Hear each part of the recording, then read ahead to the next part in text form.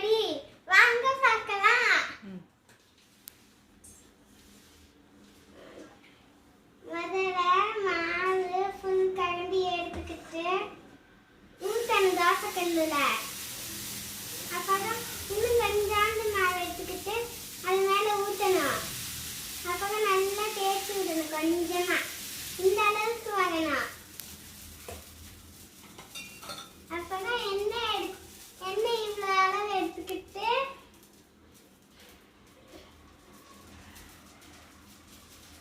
சுற்றி ஊற்றிடணும்.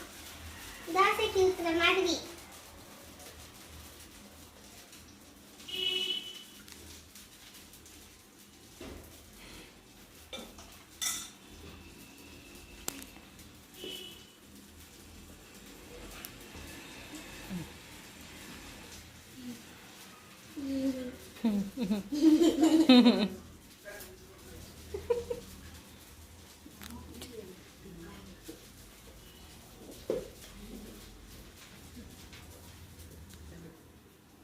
ஓகேவா?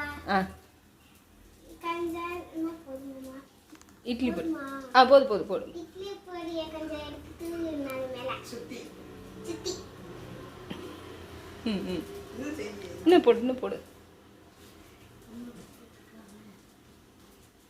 சரி போதும்.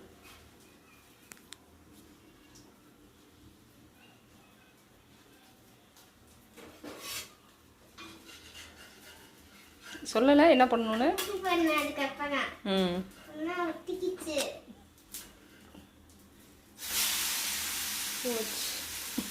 டெலிட் பண்ணிடுவோமா?